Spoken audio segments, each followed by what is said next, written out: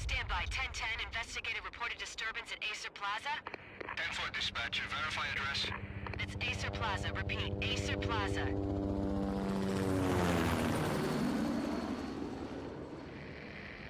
Shots fired on the rooftop. An assault in progress at Acer Plaza. Repeat, an assault in progress.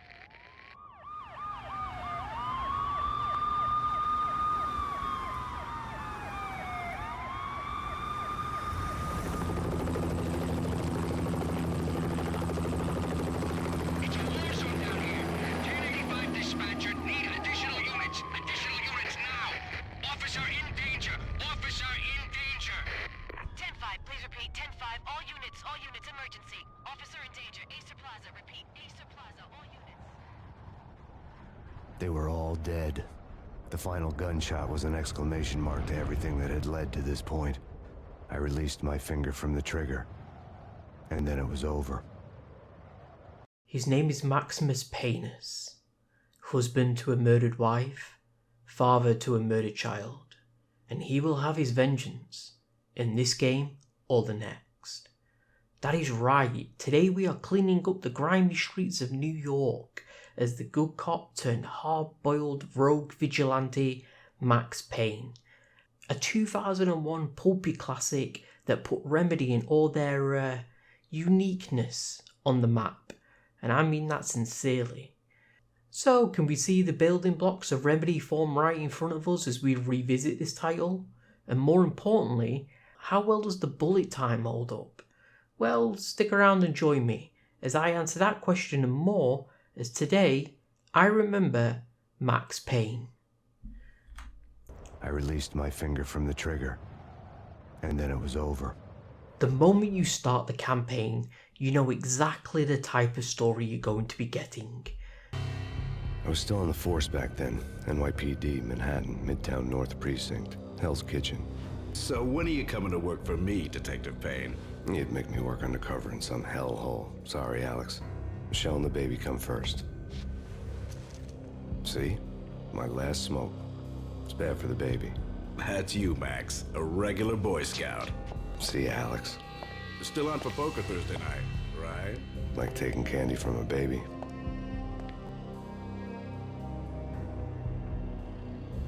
Life was good.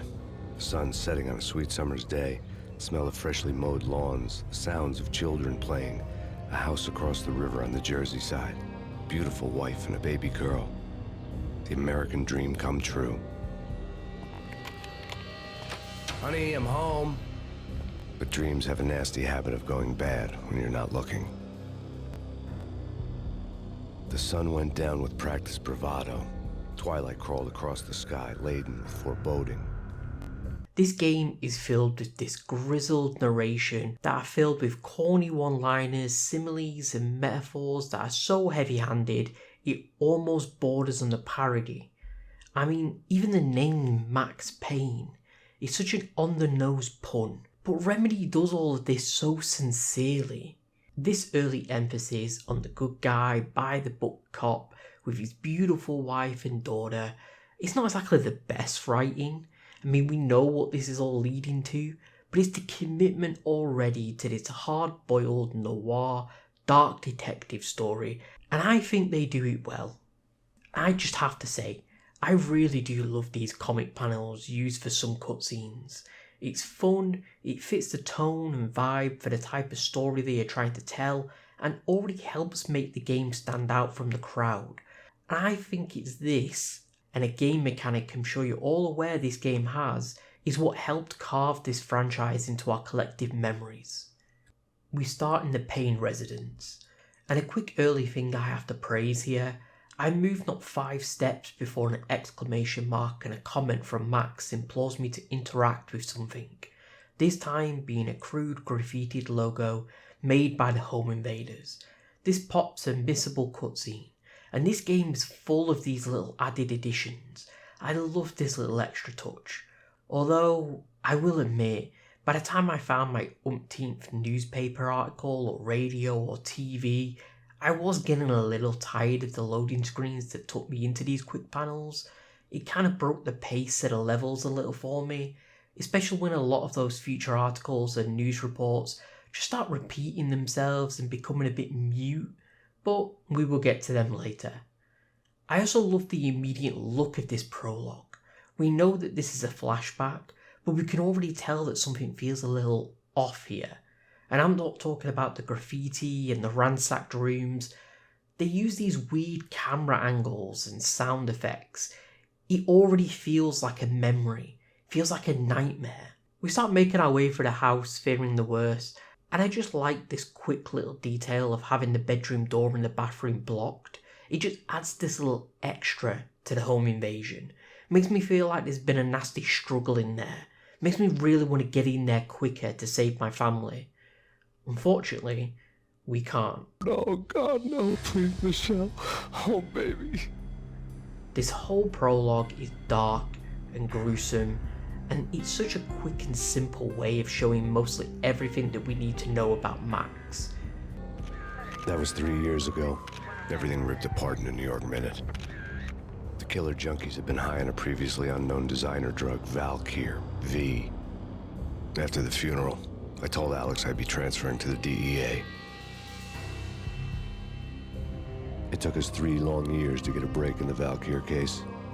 Then, finally, 2 months ago, a dime dropper tipped us off that Jack Lupino, a mob boss in the Punchinello crime family, was trafficking. I went undercover, infiltrated the worst mafia family in New York.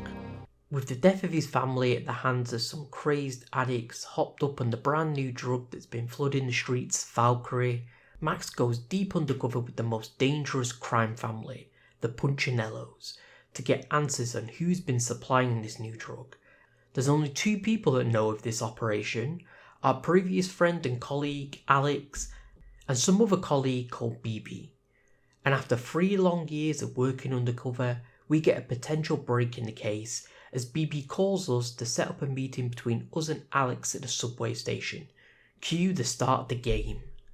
And you see what I mean about them nailing the tone right away? Now, noir isn't new, and this isn't recreating the wheel or anything like that, but I'm so impressed by just how much this game is already standing on its own 2 feet and standing out. And I barely even played a level yet, so let's change that. Now I can finally move about, and something you'll notice right away here is Max, he's a very peculiar side strafe. I'm not quite sure how to fully express this, but it'll come up a lot more in a couple of sections later. It just feels a bit odd. The back and forth feels fine, but Max is so sensitive when moving side to side that even if I think about moving to my left, he just swerves out of control like a car on black ice. It's serviceable, basic, same as other functions that Max can do, like jump and roll. There's nothing more than the basics here. You can't ledge climb or wall climb. The roll is super sluggish anyway, so you'll never use it. As I say, I'll really show my complaints with this later on, but for the time being, it is fine. The gameplay's main focus is the combat, and we'll be covering that shortly, as it's not too long before Max discovers a dead body and readies his own weapon, leading us into the main bread and butter of this game, the gunplay. And it is pretty damn solid. This is a run and gunner, through and through. No aiming, you just spray and pray, which links nicely with the Matrix-style bullet time action that this franchise has become famous for. And let's just get the elephant out this room, shall we? How is the bullet time? Well, it's okay. It is pretty solid, for the most part. We have 2 ways of using bullet time, slow-mo or slow-mo diving. Now, diving is the funner of the 2, so will be a lot of players' go-to move. However, it locks you into the dive, and some of the angles can be a little, janky, forcing you to sometimes commit to a bad dive into a plant pot or something. So do be careful. Also, for the longest time, I had in my notes that diving was bad, and not as good as I remember it. And my main argument here was that a lot of the time, I would only be able to fire a single round off, and then find myself lying on the floor, next to the feet of the man I just unsuccessfully tried to murder, leaving me defenseless while I picked myself back up off the ground to try and fire again. Turns out, That was mainly on the gun, not on Max. Now, the shotgun will carry you throughout a lot of the early game. It is super fun to use, one-shots enemies most of the time, and you will never struggle on ammo. But it is terrible for bullet time diving because of all the above reasons, which leads into a bit of a conflict for me. I want to just enjoy my bullet time, but I feel like I can't enjoy it properly until I get my hands on the SMGs and the machine guns that you get a little later on. Also, a quick note that I did notice with the guns is that your game will always swap to what it perceives to be the better weapon. Shotgun over pistols, SMGs and machine guns over shotguns, that type of thing. However, it never takes into account the ammo you have, so early on you can get your hands on an SMG. However, most enemies are still rocking pistols and shotguns, making ammo very scarce, meaning that you would now swap to an SMG with like 25 bullets in it, which you will blow through in seconds. This will leave you ammoless and swapping back to the shotgun anyway. Small gripe, I know, but I was playing this game on the basic difficulty and still taking my fair amount of hits because of small little things like this and bad dives. So I can't even imagine what these little mistakes will cost you in the infamous harder difficulties. Speaking of, for full transparency, I won't be replaying the game on the hard-boiled, on the New York Mini, or any of those difficulties. I think one playthrough is enough for me to cover everything that I want to cover in this review. If you feel like I've copped out, or that I'm really missing something by not replaying on any of those harder difficulties, then let me know below. And whilst you're there, please do drop a like and a sub.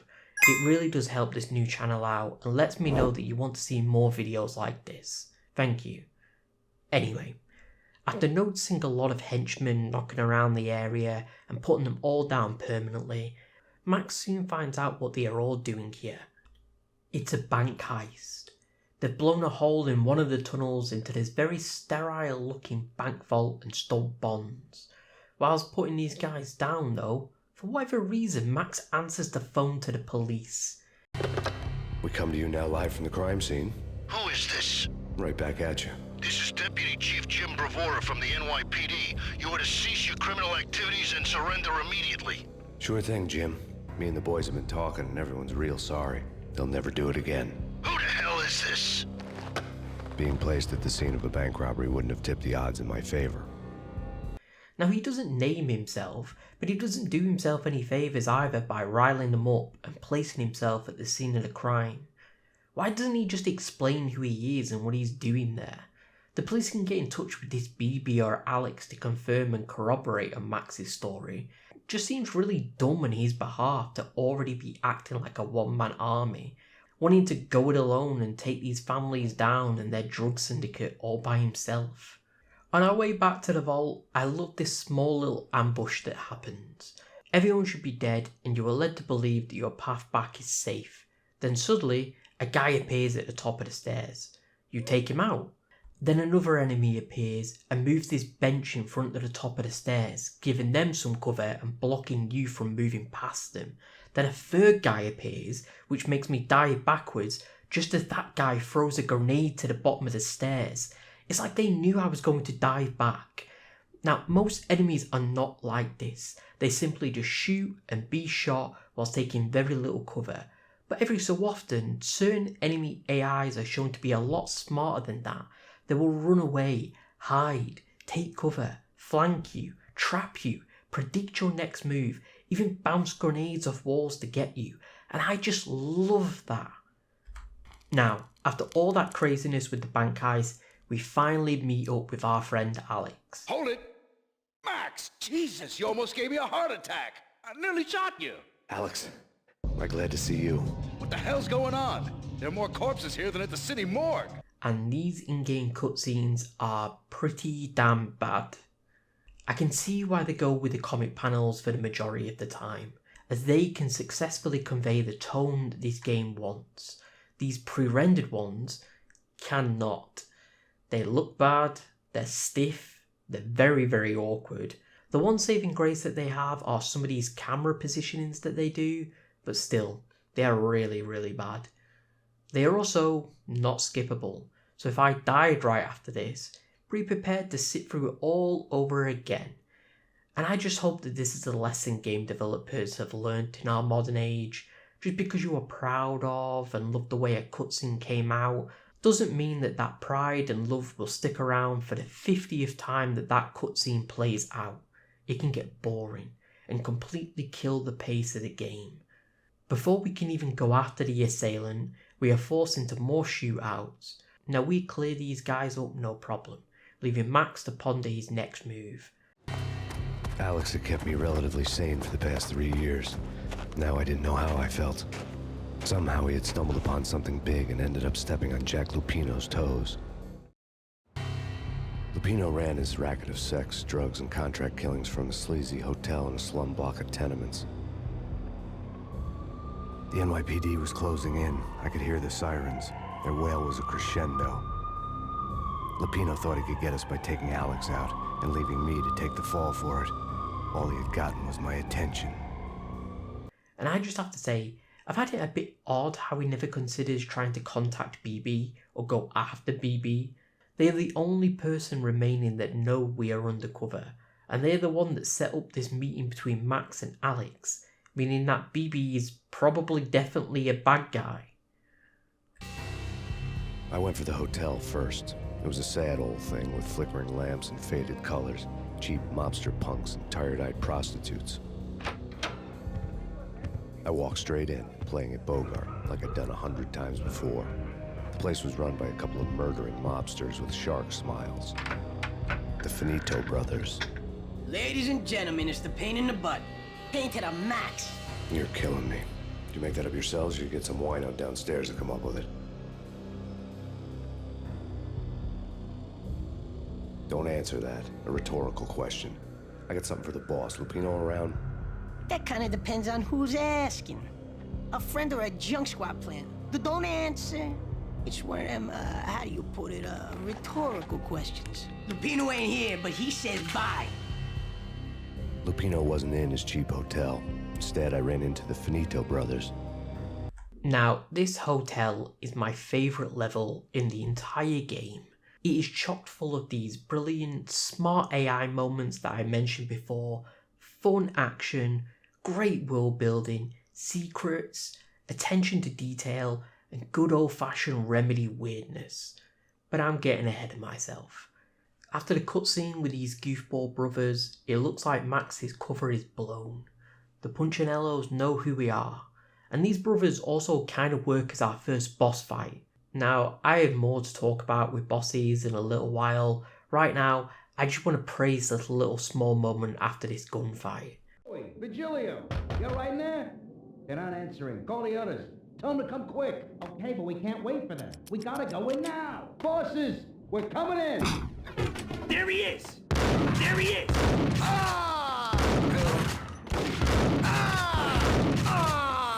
Them knocking and checking in before barging in is such a simple but fantastic flourish in my opinion. And Remedy does such a fantastic job of adding these small little details all the time in their games. These small moments of world building and immersion is amazing. There's also these two quick little important but missable bits of world building. First being a letter that you can find on a brother's desk after the gunfight, talking about a Valkyrie supply drop that is happening right now in the hotel and giving you a room number. The next being a radio that you can find just outside the brother's room. In his press conference today, the mayor stated that Valkyrie represents a clear danger to New York and called for drastic actions to eliminate the problem. On today's top story, the Valkyrie crisis worsens with the murder of DEA Special Agent Alex Balder. Special Agent Balder had been shot repeatedly from a point-blank range. The gunman has been identified as Max Payne. The noose is sure to tighten around this fugitive criminal as more NYPD units join the search to apprehend him. I had just gotten my 15 minutes of fame. This is the first time that you realise that Max has been framed for the murder of his friend, and it is a missable clip found on a tucked away radio. It's kind of mad to me that the vital story beats like this, and the drug trade and room number that you need, are completely missable cutscenes, but I kind of respect it. This game does do everything to alert you to these missable scenes, from Max pointing them out, to a big old exclamation mark above his head, so it does want you to find them, and it's not like I'm going to be completely lost in this game's narrative if I did miss them. I think this decision is perfect for those who just want to get straight to the action, or for those who have already played the game. Now, my slight complaint from before about these missable cutscenes does rear its head not too far from here, as I find a TV that shows you a scene from the local news that basically just reiterates what the radio just told you about Max being framed. Again, this shows you that they don't want you to miss these vital story beats, but it could also be argued that they should have just had these story beats, in the story, if that was the case.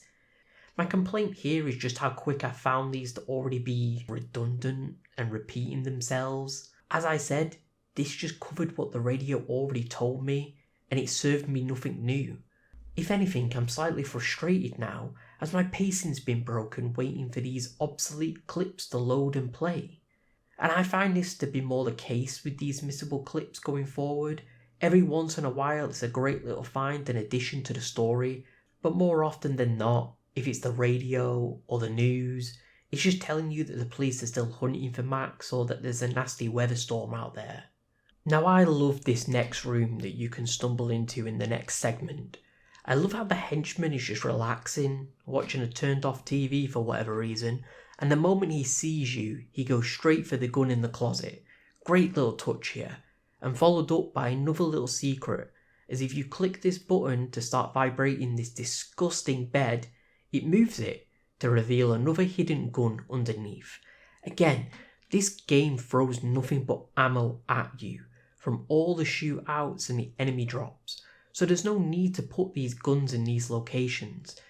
This isn't a survival horror where I have to root through these drawers to find ammo. They put these guns here purely for more little touches of world building. I mean, of course a twitchy addict or a sex worker or a dealer or a henchman want to have a gun hidden away in the seedy hotel just for when stuff hits the fan. I love this. And of course I couldn't be praising Remedy and all their world building without bringing up the obsession that they have with filming and putting in these weird live action segments into their games. Alan Wake had Night Springs and Max has telenovelas. There is a matter of great importance I must bring to your attention. My lord, there is? Indeed, my lady, there is indeed. From the very first moment we met, upon that distant forest path, there has been sunlight in the autumn leaves blazing like the colors of your hair.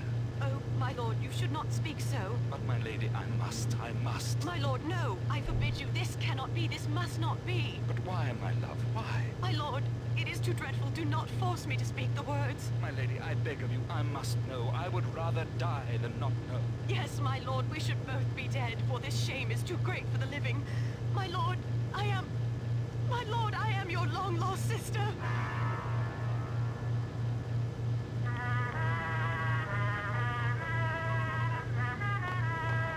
And I like how this first outing is just kept nice and simple, with just 3 stills. No live action, but it really is the foundation for what we will come to love about Remedy. I also stumble upon this great little secret next. Throughout these levels, it is very obvious which door you can interact with and which you can't. The interactable ones have these more vibrant colours to them. They usually even come with a sign or a door number, little touches like that. Non-interactable doors, however, just blend in with the muted walls. They look boarded up. Great design choice. However, I come across a muted and boarded up door with a little hole in it, showing a room behind that door. Now I'm sure all these boarded up doors, if I was to no-clip, will have nothing but an endless void behind them.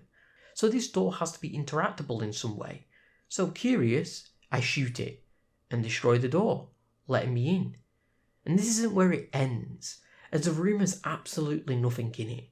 Pretty underwhelming, unless you smash the glass and head onto the ledge, to then follow it along to another boarded up window with a gap in it, break that in, and then you can step into this crime scene full of ammo and health pickups. Now, I never really stumbled upon anything half this secretive for the rest of my playthrough, but I kinda wish I had, This was such a cool little find to me, and I love the little extra touch of seeing a cop car patrolling as I make my way back. And my god, I just can't stop singing the praises of this level, because not too further, we find the diary of a sex worker who has had a lot of business dealings going on in this hotel. She admits that someone high up has been paying her to tape her work with some very important people so that they can then be blackmailed. And after reading this, we can open up the hollowed out closet to see the camera set up, facing the bed. I just don't know why I love these little touches like I do so much, but they are just amazing to me. To balance the scales a little, let me point out a quick little nitpick that I have. And again, it goes to the amount of cutaways and cutscenes this game has.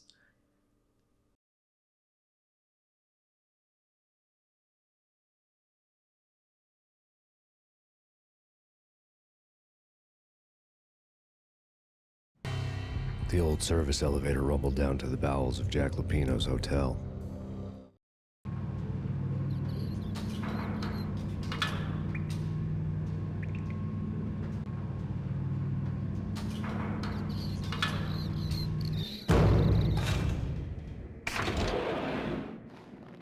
So, I had a chapter load, a one-line description of the elevator descending load, and then a cutscene of the elevator descending load, before giving me control back to Max, whilst I still had to wait a little bit for the elevator to descend, get to the bottom, and open. Now one of these parts could have easily been cut here, and it's pretty obvious which one. I didn't need the one-line comic panel telling me what the elevator was doing. I get having to hide things behind loading screens and that, but the new chapter splash screen would have been enough. Another small complaint I have in this next room. So, there's two doors. One is locked, the other has boxes in the way. Simple, we just shoot the boxes. But considering I'm using a shotgun here, these are pretty damn resilient wooden boxes. One shot per box, 6 boxes, is a bit tedious. It would have felt so much more satisfying to have my buckshots hit and destroy multiple of them. And I know this is more of a dig at the times than anything, but the animation of them breaking just isn't great either.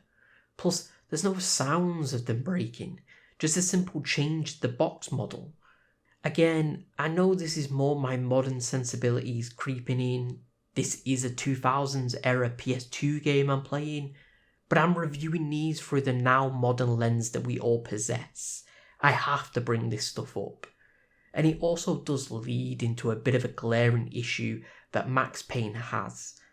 All these set dressings and added levels of world building I've been mentioning feel like they've had such a nice extra touch of love and care. Same goes for the main narrative, with the comic book panels. But the same just can't be said for the main gameplay.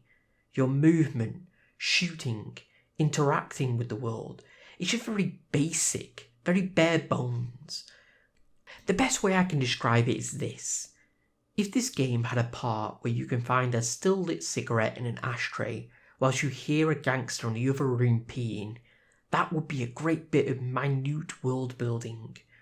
There could even be a comic panel or a comment made by Max, saying something along the lines of how these slobs are sucking down these devil sticks so quick and so frequent that the cancer could kill them before he could. That would be a great bit of main narrative world building. But you will never be able to pick up the cigarette, smoke it, interact with it, shoot it, move it. The game is missing those extra touches, and it's only when I focus on the world building and the set dressing that I've been loving so much that I first started to notice this. We come face to face with Rico next, who's having a little adult fun time with candy. 2 mad dog killers, ready to murder each other. They step into the next room, and I'm thinking, now they're gonna do it. But no. They sit down in front of a TV and solve their differences with the Kung Fu fighting video game. I tell you, Candy, I was so depressed, I strangled them both with the video game cables. Oh, Rico, you're so bad. I am, ain't I?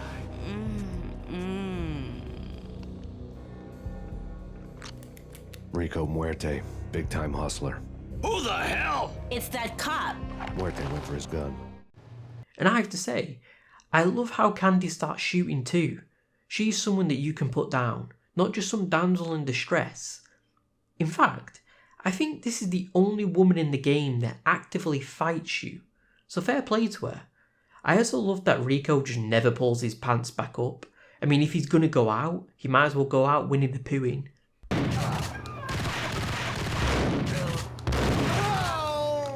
This brings me onto bosses though. I don't like how these guys are a bit of a bullet sponge. I mean, there's nothing really special about Rico. He's just like any of the other scumbags you've put down. If you wanted him to be a sort of boss to us, then I think they needed to give him a little something extra. Like a unique weapon that only he can use. Or even if you just put on some body armour. Just anything other than just give him more health. All it does is mean that it just takes a little bit longer to end him. There's more of an egregious example of this later on that I will cover. For now though, let's just get out of this hotel. Turn around, walk away, blow town. That would have been the smart thing to do. Guess I wasn't that smart. Lupino's tenement buildings were a seedy hangout for all kinds of sleaze. A liquor store, a pawn shop, a laundromat full of mobster bookies and loan sharks. The list went on. The how and why of it was a mystery to me, but they knew I was a cop. They knew I was coming, and they were going to get real trigger happy about it.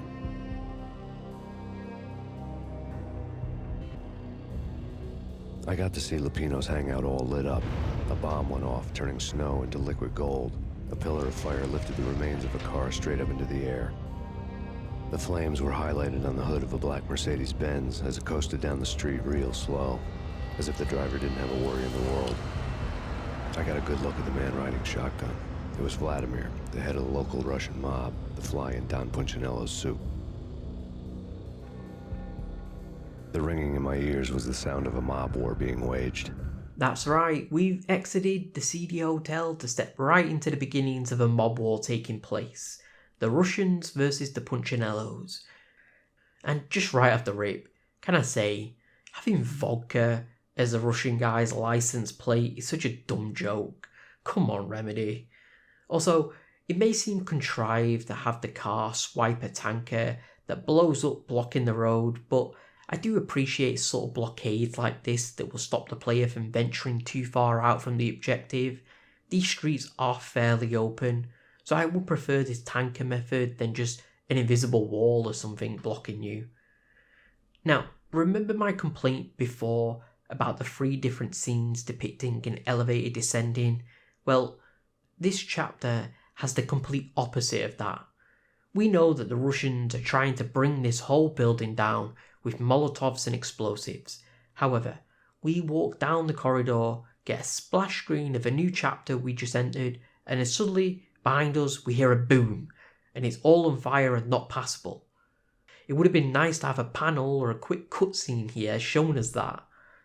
And whilst we are talking about this area, we are trapped. Fire from where we came, and 2 locked doors. Look, here is where I suss out the solution. But nothing happens. So I try everything else here. I shot everything, blew up everything, and then stupidly got desperate and tried running through the fire to get to the other side.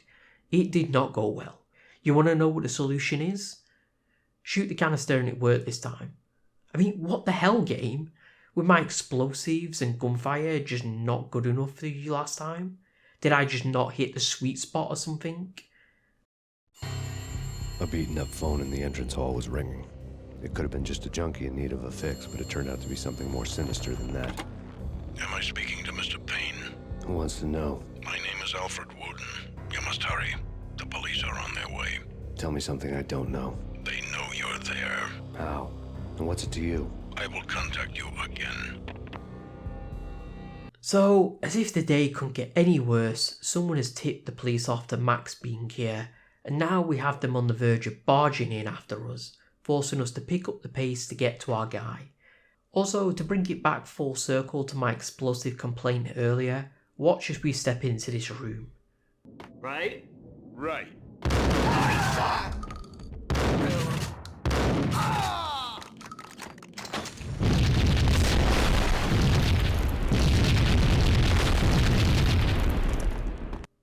Now, wouldn't that have been nice to see at the beginning of this chapter?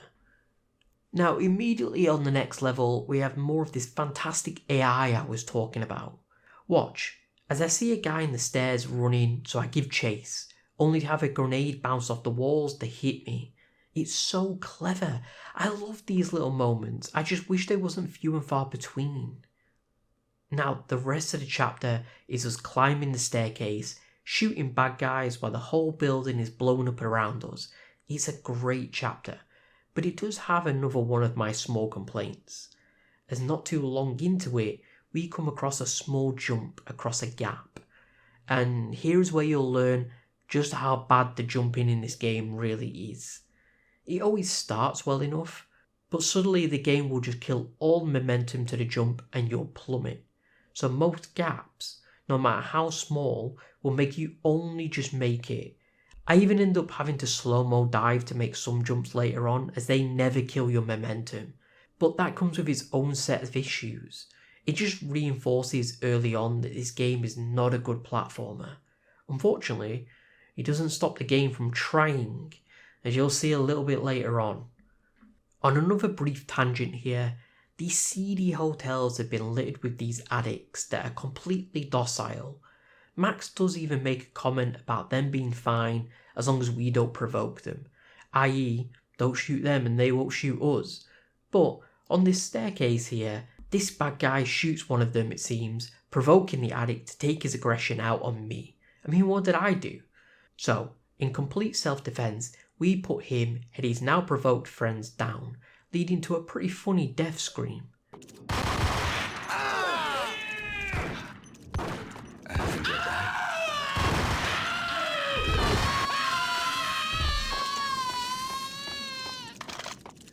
I mean, seriously, why does he sound like the "It's Wednesday, my dudes" meme? This interaction also made me feel like they've missed out on an opportunity here. I would have loved it if I could somehow provoke the addicts and they turn on the bad guys too, like how they suddenly got them to attack me. But they never have anything like that, which is a real shame. Something else that also got a bit of a laugh out of me with these weird pop culture drop lines here and there. It starts early this chapter with these two homeless guys complaining about the weather. It's never been this cold. Never ever. It's like the sky's falling. Yes, sir. It's the end of the world as we know it. And I don't feel fine. And then when we have to escort some lowlife to this fake laundromat to get us in, the password is John Woo. It's me. Open up. Let me in, quick. Not so fast. The password. John who? Come on. Oh, okay, John Woo. All right. Come right in. It's a trap! Max Payne! Famous for his slow-mo shootouts. It's just a nice little meta nod to what is so clearly a big inspiration behind this gameplay. And speaking of meta, let's see what happens when you get into this elevator.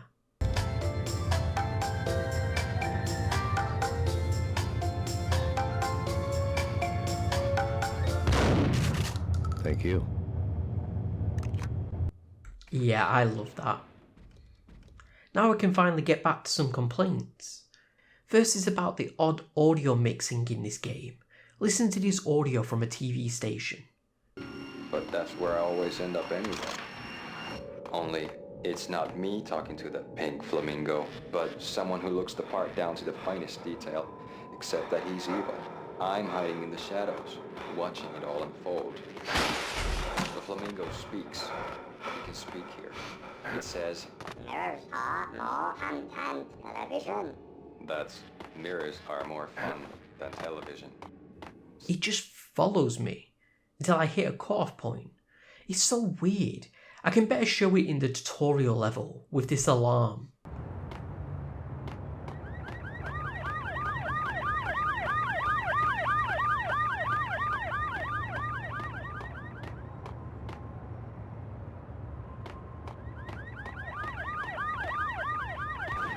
See, the audio just never dips. It just follows you until you reach a certain distance and then disappears. It's only a handful of sounds and objects I found this on, so you might not notice this a lot, but it's so glaringly obvious in the places that you can find it. Vinny Gognitti, just the man I've been killing to see. Payne? Freaking fed! I knew from day one there was something screwy about you. What do you think you're doing? You're a freaking cop. You ain't got squad on us. You can't just come in here waving your piece like it meant something. Yeah! Oh my God! Oh God, you shot me! Ah! You're dead, Payne! What the hell are you waiting for, you apes? Kill him! Kill him! With pleasure, boss. Gognitti bailed. I made like Chow Yun Fat. My next complaint is in this chase of Vinny. Now, it is a fantastic chapter for the most part, as we are chasing this boss down, jumping rooftops and trains and construction yards. It's fantastic, and such a great way of having a boss without just making them a bullet sponge like Rico. Unfortunately, a little bit of platforming rears its ugly head here. Now let's start with some positives. I like the trail of blood you can follow to help you keep track of Vinny. That's a nice little touch. I also like this sneaky little bit early on as we climb this set of stairs.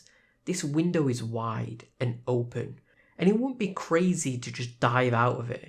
We've already jumped through our fair share of windows, but with a quick glance you can see that you would just fall to your death. Now it might just be me over analysing everything here, but this feels like a trap put in by the developers to get players to jump to a quick death. And if it is, I kind of respect that remedy. I like the trolling. Well, now comes the small bit of platforming that got me. The first is the train bit, where Vinny takes a leap onto a train, and we have to wait for the next one to leap to that. But if you just normally jumped in this part, you will die. Every time. The game wants you to dive instead, and I'm sorry, but killing the player for not doing a cool guy slow-mo dive here is terrible. It is unfair and it is pace killing. Next bit of platforming is this zigzag pipe across a building. It should be the easiest thing in the world, but as I've said, Max loses his mind whenever you so much as breathe left or right, and veers off course. It can so easily go wrong here, and it just gets worse later on. This is but a mere taste. This small gripe aside, this is still a fantastic chase sequence. Gognitti ran out of steam in a dead-end alley with steam boiling out of the sewer grates like all the fires of hell were burning high beneath us. It was shakedown time.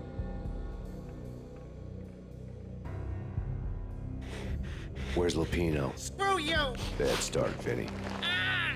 Police brutality! I rate pretty high on that. You can't just hurt me in cold blood? Just keep telling yourself that. Listen good, Candyman. I'm not gonna be anybody's fall guy. I want to know where your boss is hiding. There was no glory in this. I hadn't asked for this crap. Trouble had come to me in big dark swarms. The good and the just were like gold dust in the city. I had no illusions. I was not one of them. I was no hero. Just me and the gun and the crook. My options had decreased to a singular course. I'll tell you, just don't hurt me no more. Lupino's at Ragnarok, the nightclub. Book me, take me in the whole minute to freaking jail, just don't hurt me. Your rights will be ready at your funeral. And you heard the man. We can finally face Lupino at his private nightclub. So, to end out the chapter, we head to the ex-church, now seedy nightclub. And I know it seems a bit dumb to point out the obvious, but they really do a good job, in my opinion, of making it feel like a renovated church into a nightclub. We have the blaring music, the soundstage, the small bars and graffiti toilets, while still clearly keeping to a church aesthetic, especially as we move through the club into the back where we can find the bell towers. And speaking of, I do love this small part here where shooting someone back onto a trapdoor activates it. There's very few moments throughout the game that does this, whenever it be shooting someone backwards and they fall over a balcony or something. It's a nice little touch, but it is few and far between. And with that positive has to come a bit of critique. Probably my biggest critique I found with this game so far is a simple bit of tightrope walking we have to do atop this tower, and again, the movement of Max will just not play ball here. I mean, look at this. Look how slow I have to move, and still, Max just yeets himself off the ledge if I so much as graze a directional button. I know you feel like you have very little to live for, Max mate, but come on, we've got a job to do first. And I was starting to get worried with small little bits of platforming like this, as they were becoming a little bit more commonly found. As not long after that, we are backstage solving a small puzzle where we have to move stage backdrops to clear our path, and on our way out, we have this section where we have to cross over boards, thinner than the ones found in High Road and Crash 1. Why? I mean, just why? This is not the game's strong point. And with as much polish and care that was given to all the narrative and set dressing, I just can't figure out why parts like this were left in. It really brings the gameplay and the fun down, in my opinion. Backstage is where things start taking a bit of a creepy turn. Remedy loves dabbling in the world of horror, and it's so refreshing to see it in parts this early. We see that Lupino has turned into a full cultist, down to the ritualistic sacrifices and, when we meet him, the religious babbling. The flesh of fallen angels! Come to me all! Astaroth, Beelzebub, Asmodeus, Baphomet, Lucifer, Loki, Satan, Cthulhu, Lilith, Ella! Blood to you all! Secrets living under the skin of reality. I've seen it. The corruption of flesh. Oh! I'm the wolf, yeah! I am the wolf! It's close. Here is where we have a little standoff with Lupino's men, whilst he stays hidden giving his best Nick Cage monologue. It's now! I will rise to her side! I don't need the words! I'm beyond the words! What the? Before then showing himself at a shootout, whilst on enough V to take down an elephant. It doesn't take much to take him down though, leading us to a dead end. Lucky for Max, he's in a noir detective film, so in walks in our classic femme fatale. Lisa Punchinello. Lisa Punchinello was the Don's wife. Mona Sachs, Lisa's evil twin. Your safety's off, evil twin. You might hurt someone with that gun of yours. Lisa's the damsel in distress. I'm the professional. I'd blow you away without batting an eye. Sure, and you can check out my credentials splattered all over this joint. Jack couldn't have framed you, not the state he was in. We're after the same slime bag. Angelo Punchinello's the one who murdered your friend and framed you with it. You know this for a fact. I've got my sources. I don't have a clue these days. I just shoot them as they come. Who put a contract on the Archfiend? This one's mine. I hate the guts of that sadistic wife-beater. Why not pool our bullets for this one? I thought you'd never ask. My finger was starting to twitch. How do you like your whiskey?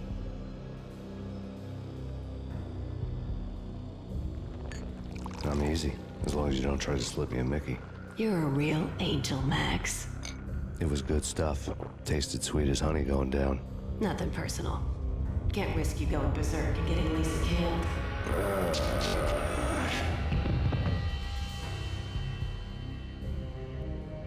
The nightmare was always the same. Violent shapes moving in darkness, old and ugly. The killer's mad laughter was a riddle filled with wicked innuendo. So Mona lets us know that it was Angelo Punchinello, the biggest mob boss in town, that put the hit out on Max's family, before slipping us some bye-bye juice so we can't follow her and risk getting her twin sister hurt.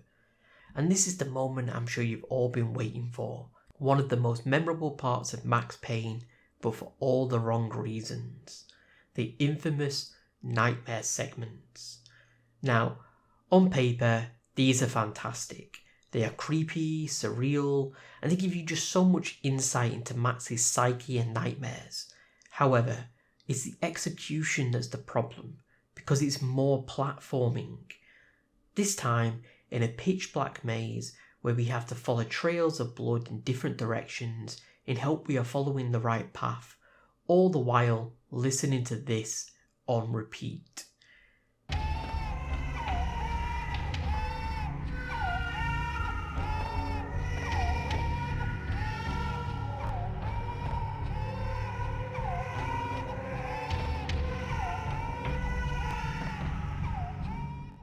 Now, if this handled better in a remaster, say, I can see this really working.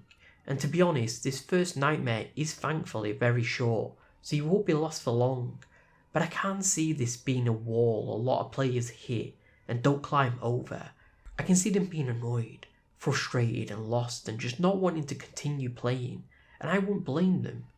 I also think the facial capture lets this moment down too. Now, I know the facial expression has become a bit of a meme, and honestly, it isn't even that bad for early 2000s in my opinion. My biggest complaint with the faces is that they only have the one. This is Max's expression throughout everything. He'd be pulling that face during the gunfights, taking damage, jumping, his wife's funeral, just everywhere.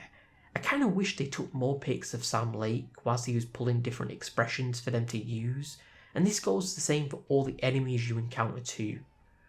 I mean, this is a nightmare, reliving the worst night of Max's life, and we just have that one meme face going on. It completely undercuts it. We wake up in a bad way, tied to a chair back at Lupino's hotel, being worked over by another hitman. I woke up in a bad dream. My head felt 2 sizes too small for my brain. Max Payne. I envy your name. And the killer was smiling. Pleased to meet you. I'm Frankie the Bat Niagara. Niagara, as in you cry a lot? He had a baseball bat and I was tied to a chair. Pissing him off was the smart thing to do. This gives us a segment where we almost have to treat it like a stealth level now.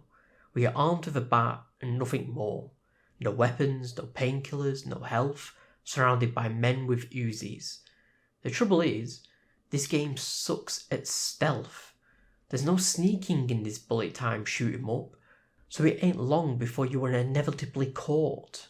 My best bet was trying to jump one guy with the bat and take his gun to deal with the rest, but this took so many attempts. Lucky for me, I had a comic panel cutscene play out each time rather than the in-game rendered one, so I could skip it all upon death. We then go in pursuit of our bat-happy would-be assassin, which first leads me to one of my favourite cutscenes in the game. Just forget about it. Just forget about it. Hey, just forget about it. Before we could then reach the bar and have our second boss fight in there. I mean, at least Frankie had his pants up for this. With Frankie out the picture, we drive away, but are soon flagged down by a familiar face, the Russians. I spotted the tail as soon as I left the hotel. A big black Mercedes. I'd seen the car before. That time it had heralded impressive explosions. Vladimir was back. Bang. You're dead, Max Payne. I might have laughed if I remembered how. What's this supposed to be? Cops and robbers? Look, you want something with me? Get in line. Peace, man. Relax. You know you are a real news item. Armed and dangerous. I am going to make you an offer you can't refuse. I've always wanted to say that. It's a bum rap. I've been framed. That's a moot point. Whatever you did or did not do, I'm sure you had good reason for doing it. Want to hear me out? I'm listening. Punchinello messing with V is bad for business all around. But that's not all. There is this guy, Boris Stein, used to pull jobs for me. He's the captain of the cargo ship Charon. Now the bastard turncoat has gone over to the other side, Punchinello's. The ship's loaded with high-res hardware, guns, my business. If Punchinello gets hold of that cargo, he's won and I have lost. And you'll have your work cut out for you.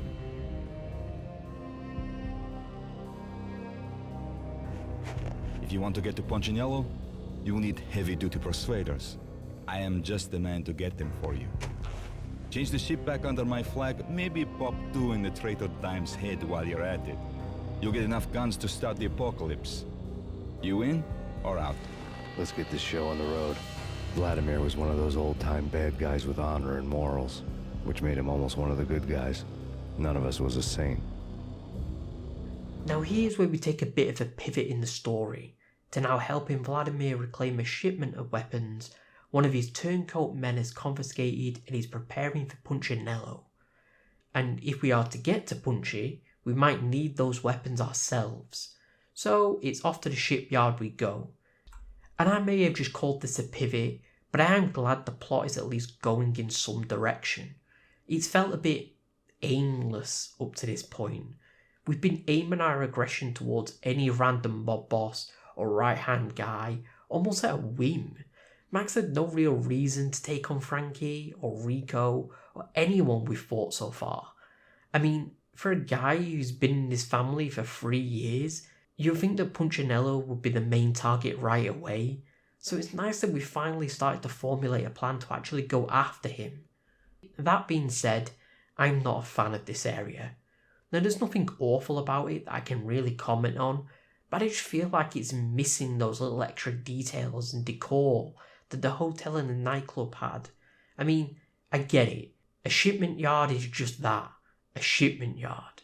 So I seem pretty petty asking for more than just a maze of shipment containers and near identical warehouses we make our way through, but still, this area does become fairly forgettable after leaving it. It also has this awful segment in it where you ride this crane. Now again, on paper, I can see this segment having potential. You ride the crane, sniping enemies in different towers to reach the other side. Perfect. But this is so sluggish and slow. The crane moves like molasses, and it's probably the only time in the game that enemies just aren't aggressive to you. Seriously, I popped every single one of them in this part without any of them being alert, which wasn't very hard as there's only 4 enemies here. What went wrong? This should feel like the gondola portion of Resident Evil 4. I felt more in danger when riding It's a Small World at Disneyland. In fact, that ride is probably quicker, and has a higher kill count. Now lucky for me, the level does pick up when you actually get onto the ship. I mean, it's a lot tighter spaces for a start, and it can lead into a lot more of these fun AI moments where they like to ambush you and trick you. But this portion is just super short, so it isn't that long before we have our new Russian friend's ship back, and we are back onto the phone with Punchinello to set up a meeting. Did you get everything you need? Check. I owe you. Anything you need. This is my solo. When I'm through, Punchinello won't be anybody's problem anymore. Clear as vodka. But anytime you get between a rock and a hard place, just whistle. This could be the beginning of a beautiful friendship. You really get a bang out of this big-time gangster act, don't you? Even with all this firepower, I figured I couldn't get to Punchinello at his manor. I could only hope that he wouldn't pass a chance to hear me beg, to see he's won. This is Max Payne. I want to cut a deal.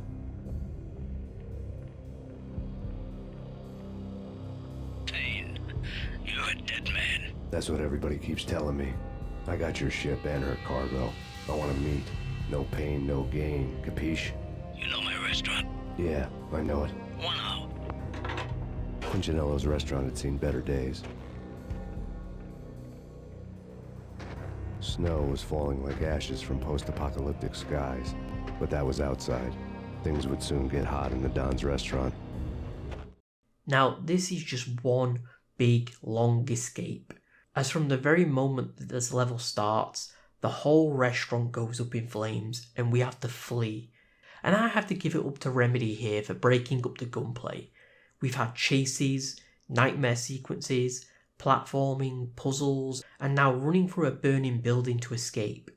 Sure, not all of it is perfect, but these segments feel deliberate to break up the potential monotony of just shooting everything with a pulse, and I think they've nailed that. I was never bored playing this game. Frustrated sometimes, sure, but never bored. That being said, I think this level is a bit of a letdown. It's designed to be this tense race against the clock as everything is burning and exploding around you.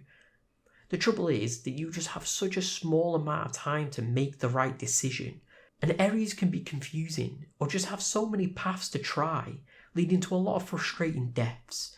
You need to memorize a safe route here via trial and error rather than have a tense escape, and it's a real shame. We have Vlad waiting for us outside the burning building. The meet-up with Punchinello obviously being a bus means that we are left with no other option but to one-man army our way through his private banner. Vlad had seen my smoke signals. The Mercedes was revving to go, almost drowning out the Banshee well of the sirens. You coming? We'll drop you off at the Punchinello Manor. Sounds good to me. When this is over, look me up. I could use a professional like you. I'll keep that in mind. The night groaned with cold. The garden lights flickered nervously. In their light, the falling snow was dead white before the darkness ate it up. I had heard the stories. The trio were mad dogs. They'd have hung the heads of their enemies over the manor gates if the capo had only let them. Punchinello wanted pain. He'd see the pain. The trick in my situation was that there was no trick, no matter what the movies tell you. No rules, no secret mantra, no roadmap. It wasn't about how smart or how good you were. It was chaos and luck, and anyone who thought different was a fool. All you could do was to hang on madly, as long and as hard as you could. Someone had graciously left the back door open for me and killed the guards. My money was on Mona. I knew the trio would be standing between me and Punchinello. I had read their rap sheets, thick as phone books. No one would be walking out of here alive. And this moment right now kind of undercuts this whole last mission in my eyes. I mean, Max himself even said, even with all this firepower, I figured I couldn't get to Punchinello at his manor. So from saying that to, well, no other option but to one-man army our ways into here, with no real struggle either, it just kind of makes me feel like, well, why didn't we just do this in the first place? It's not like this place is any better fortified or secured than the hotel we've just been shooting our way through. It's the same amount of security, the same amount of gunfights as the ship we just took over. Because of this, the restaurant level has just been relegated to filler. I also just really like this manor shootout. I think they really nail it. The whole look of the mansion, the fact that in every room there's henchmen already hiding and prepped to fight you, and they can be very sneaky. I had one guy hide behind a plant pot and got the jump on me. They will also just tip over tables and be ready for you when you enter. It's just a really fun romp through what feels like an action movie's final standoff. All leading to us finally meeting with the man himself, only to realise that he's a scared rat. Outside my door. Hurry. He's coming for me. You gotta hurry. Please.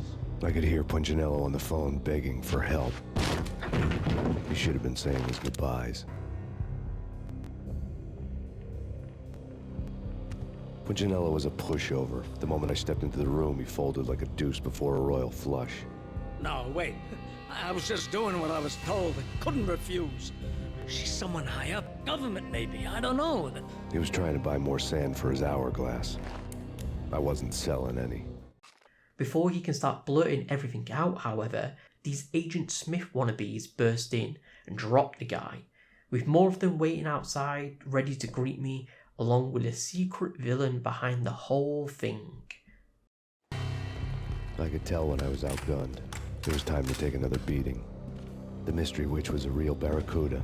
Trouble on dagger heels, a smoking assault rifle in her hand, and an army of killer suits behind her. How sweet. I get to kill two birds with one stone. Sooner or later, it was going to catch up with you. Mr. Payne, it's time to show you the benefits of my brew. Be a good boy now. You'd find that Lady Luck was really a hooker. You were fresh out of cash. Before we can come to grips with this revelation, we have to once again tackle another nightmare sequence. And this does start well. We loop through our house, haunted by cries of help and baby cries and creepy phone calls, but it all comes to a screeching halt when we get to return to the Blood Maze. Now with more platforming. And my god, it's just impossible to defend. To start with, let's just get the obvious out of the way. It's just a bad maze. You follow a trail, hoping for the best, but now you have to jump across these different paths that are sometimes even below you. And I'm sorry, but just crossing your fingers and hoping you pick the right trail, all the while cries from your wife and baby are just constant. It's just a cacophony of annoying noises, topped by the worst one for when you inevitably fall.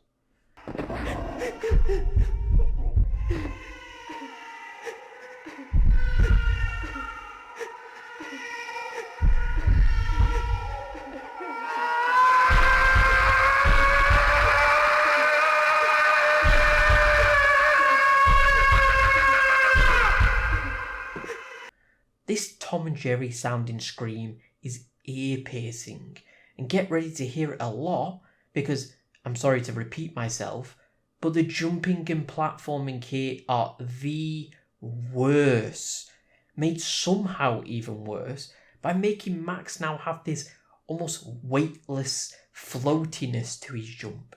Now I get it, it's a nightmare.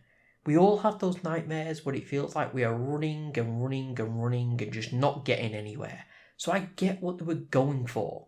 But my god, this was just a chore to get through. And it's concluded by you having to fight a version of yourself that blames you for their death. Now, this was also hinted at in the first sequence, but I just don't think this fits narratively. Max wasn't working on a case where the Punchinellos then went after his family to put a stop from him prying further. He only started working on the Punchinello case after his family was killed. So why would he blame himself? Max awakes from his V-induced nightmares and hits the road to the cold steel foundry on the trail of this witch behind everything. And I got a little bit worried here, expecting another stealth sequence, as for the second time, we are pretty bare gun-wise. We have a bat, sure, but we also have our trusty pistol, so at least this isn't going to be a complete stealth section, thank God. We also come across these wall mines, and I am so mixed on these. At first, I thought they were fun, but they quickly start getting used everywhere. Every level going forward, you will surely see these. And it's never really mixed up either. It usually just boils down to see a wall full of lasers, shoot or toss a grenade at them, move on. They never have you slowly maneuver around the lasers, which I guess is merciful because again, the platforming sucks. But I just wish you could do something a bit more interesting with them. Lure enemies into them. Or have them try and lure you into a room before turning on all the lasers. Have them try and shoot one of the mines as you enter to blow them up. Just something. Sadly, nothing like that happens, and if I'm being honest with myself, pulling on this whole laser mine thread leads you to realise that they kinda make no sense anyway. Why would your security be? Well, let's just stick a bunch of bloody mines to the wall. Especially when they think that Max is dead at this point. And it makes less sense later on when it's government buildings that you are storming. In the next room, we can listen to a radio report that once again lets us know that a vicious storm is out there. And I'm sorry, I'm just getting so tired of these reports now. And especially this so-called storm. They dropped it in the narrative early as a way to excuse the lack of civilians on the street, but this is just another case of a lit cigarette. It being there is a nice set dressing. Max will have cutscenes commentating on it, but in the gameplay, Max will never interact with the cigarette. Max has been outside many a time already. Hell, He just woke up from a V overdose, outside, and drove here. If the storm is so vicious, how didn't he freeze? How has his car even made it here? They were talking about trucks being snowed in. How doesn't Max even so much as bloody shiver when he is outside? All these amazing touches Remedy has done in this game are purely for the story and world building, but it feels like very little other than the basics were given to the actual gameplay. Moving through the foundry, and I think it becomes very apparent that the difficulty here has been stepped up. You start with known painkillers, and they feel very scarce now, as opposed to the previous stages, which does make sense narratively. I've been in sleazy hotels and nightclubs. I guess it kinda makes more sense to find painkillers there than in a steel foundry. I also just feel like there's more enemies to fight who are willing to ambush you more or try and grenade you, so just be prepared to die a lot going forward. Listening into a dead guy's walkie-talkie, we overhear military talk for destroy all the evidence, we've been breached. So now we need to move fast. And I'm not kidding when I say every room going forward, be prepared for something to explode. Because this starts to get ridiculous now. Step into a room, it explodes. So you have to platform over the gaps. Barrel in front of a door, blow it up. Mines in the wall, blow them up. Step through into another room, enemies will blow up the path ahead and start launching grenades at you, leading you to have to take them out and then platform onto the ledge. It is endless, and for the most part, it is fine. Goofy and a little unfair as grenades are pretty much a one-hit kill, but fine nonetheless. I still hate the jumping and the platforming though. Doors can also become a bit of a pain during all this, as, well, you see the doors are a physical object in the game. You can't necessarily perform an action on them. You touch them, walk into them, and they'll just be pushed open all the way, but then they'll close on their own. Meaning if you were trying to shoot some wall mines on the other side, you have to battle this constantly opening and closing door. If this simply had an interact button to keep the door open, this wouldn't be an issue. We make our way further into the steel mill and uncover a hidden elevator that leads down into a secret government facility that is currently in the midst of being destroyed to get rid of the evidence. We also get what I think is the funniest, most tongue-in-cheek cutscene with these Agent Smith looking guys. I had taken on the role of the mythic detective, Bogart as Marlowe, or as Sam Spade going after the Maltese Falcon to unravel all the mysteries. Following a path of clues to that final revelation, even if it would take me down to the cold, cavernous depths of a grave. You can't do this! My men are still inside! Do you have any idea why this is called Operation Deadeyes?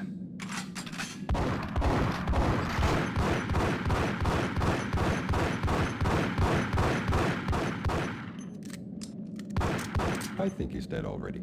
Let's do it. Now it's a race against the clock to get some evidence or clues in this place before the whole thing self-destructs. And this place sucks.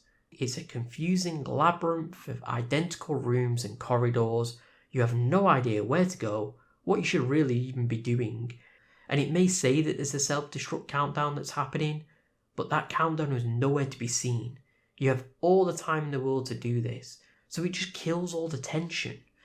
You also have very little enemy encounters here. I counted about 6, so it just leaves you with very little to do. It's like this was designed originally with a countdown in mind, but then the countdown was just taken out.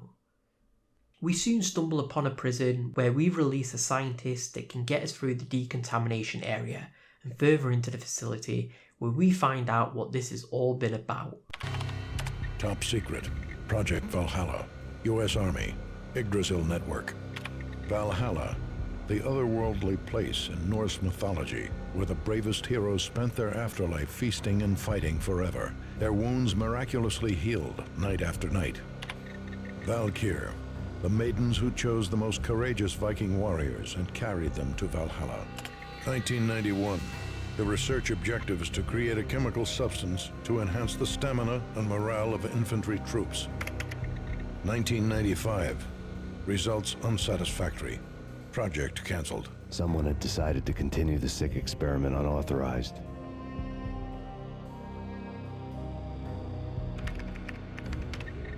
Project compromised.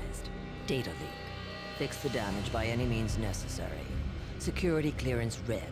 Authorized by the project lead. Field test. Double the dosage for all the remaining test subjects. Observe and record the subject's behavior in an urban setting. The drop-off point was my old address in New Jersey. The file dated 3 years ago. Just when you thought you had reached the deepest depths of horror, it suddenly got worse. How to turn off that small voice inside your head that started to whisper that you should be glad that now, if not before, your revenge was justifiable on any conceivable moral scale. That small voice proved, beyond any doubt, that I was damned. That's right, this was all about trying to create super soldiers, a project that was shut down many years ago, but it seems that a government head is continuing the project in secret, presumably our witch. We continue our escape with an actual countdown to the self-destruct this time, and I do love this part where even in our escape the explosion blows part of our elevator out, which would have led to our death if I had stayed in the centre. 4, 3, 2, 1.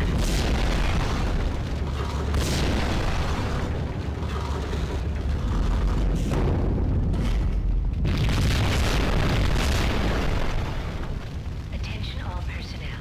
The self-destruction sequence has been... Now with the facility up in smoke, and no further clues or leads to go on, we find ourselves at a bit of a dead end. I was in an all-night diner, downing cup after cup of coffee that tasted like engine oil, when a new message from BB got me back on the killer track. What the hell happened at Roscoe Street?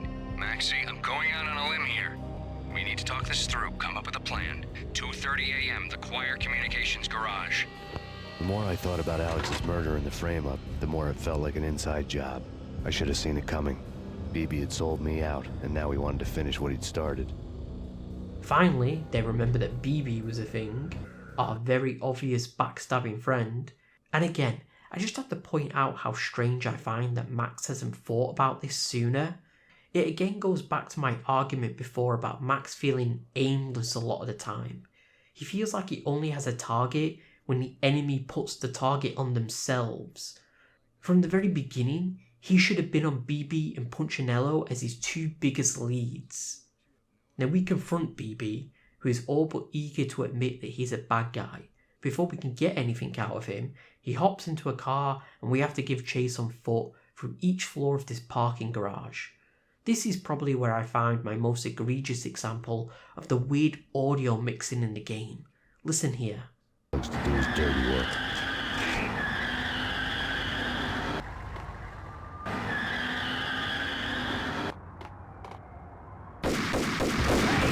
As for the actual level though, it's fantastic.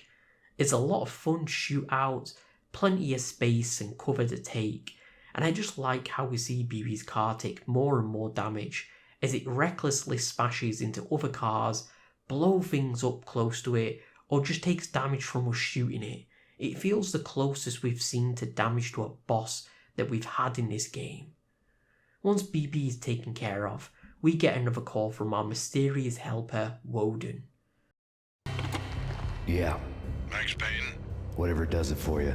This is Alfred Woden. I can give you the name of your enemy. Come to the Asgard building presently. We are expecting you. Woden was waiting for me on the steps of the old building. Mr. Payne, let's go inside. The others are anxious to begin. The others? Despite the general misconception, this building actually predates the City Hall by 2 years, thus being the oldest municipal building still in use here at the foot of the Brooklyn Bridge. No kidding. The old man played tour guide as he led me through a dark domed hall. The answers I was after loomed large ahead.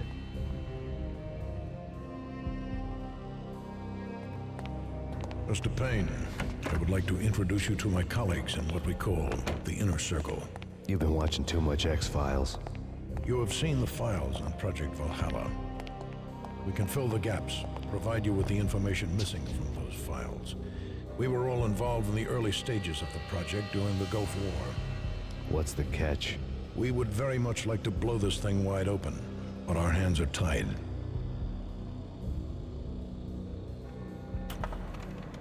Her name is Nicole Horn.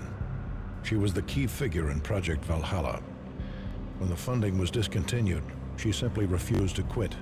She knew exactly what she had in her hands. Nicole Horn is the president of Acer Corporation.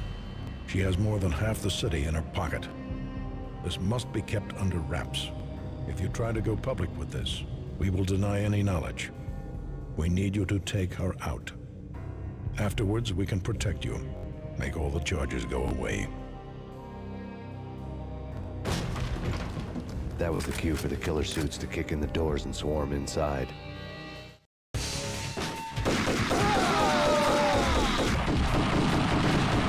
was an impressive floor show, but I decided to leave early anyway. It was only a one-story floor. Lucky me. Yes, so along with super soldiers, government conspiracies, we now have secret societies of the most powerful and wealthy added into the mix. This one being called the Inner Circle. And judging by this ambush from our now named mysterious witch Nicole Horn's men, it seems like she wants to take out the rest of her former colleagues to rule alone and in full control of V. Now all the puzzle pieces are in place. We know Nicole is behind all of this, still using this failed super soldier serum as a drug she can flood the market with and make billions. She's been working with the Punchinellos, and she's the one that had our wife and kid murdered when our DA wife stumbled upon some information that could have revealed what Nicole had been up to. As for the level itself, it is another solid one. Nothing too much to comment on, it is just more of the same. A lot of shootouts and a lot of mines, but this time in a bit of a government building. You really need to be on your A game now, as these enemies can melt your health with a simple shotgun hit, and they can just keep appearing out of anywhere. One moment I did like was inside this office. I had to blow up this mine and it blew a chunk out the wall. An enemy then knocked down one of the cubicle walls and started shooting at me. Again, I love these smart AI moments. I just wish this game had more of them. I mean, look at the next enemy I take on. To go from knocking down a cubicle wall to get the jump on me, to just running around in a circle like a headless chicken, firing your pistol into the air like a madman, it's just a perfect juxtaposition I am talking about these two types of enemy encounters. I also love this moment a little later into the level, in another missable cutscene. Nicole Horn had blackmailed the Inner Circle into silence. The tape came with a curt extortion note on a piece of expensive paper. I remembered Candy Dawn taping her clients in action on the side, selling the tapes to the highest bidder. I was sure that kinky sex was nowhere near Alfred Woden's worst sin. But I had a feeling that when this was over, any collateral would come in handy. So, it seems like Woden was one of the many clients that old friend Candy had, which explains why the Circle couldn't just outright oppose Nicole and had to work through Max instead. She had dirt on all these guys. I also like this room even further on, where we set off an explosive that dominoes these cabinets down, letting you run along them to hop over a balcony. I do really like this, despite my constant critiques of the jumping in this game. And with that, we escape the ambush and drive to do a bit of ambushing ourselves. This is it. The final push. The final confrontation between Max and the woman who has taken everything away from him. And this level is the amalgamation of everything we've had in this game. Shootouts, mines, traps and more shootouts. And I won't have it any other way. Well, maybe I would have toned the mines down a little bit. The Acer Corporation is the perfect end level as well. It's sterile, it's massive, and it's all on lockdown trying to keep you out. I do have one part that I hate though. It all starts with this jumping puzzle, a la Resident Evil. messing up and touch one of these lasers and you go boom. It's then followed up with a cutscene featuring Mona again. Mona, looking good. Max, we gotta stop meeting like this. It will be a cold day in hell before I let a narc cop stop me. Miss Sachs, do your job.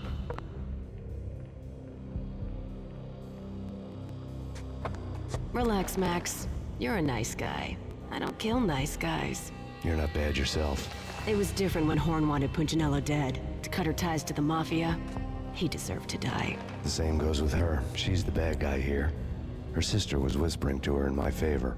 I knew the appetites of ghosts intimately. They hungered for revenge.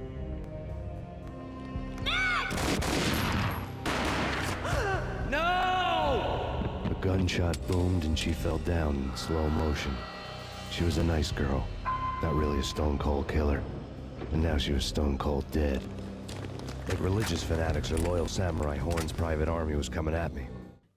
A nice touch here is once we clear out the bad guys and reopen the elevator, Mona's body is gone.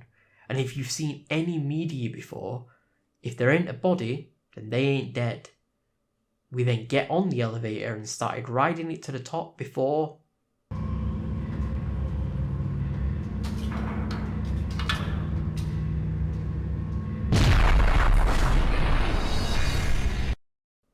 And then we have to start it all over again.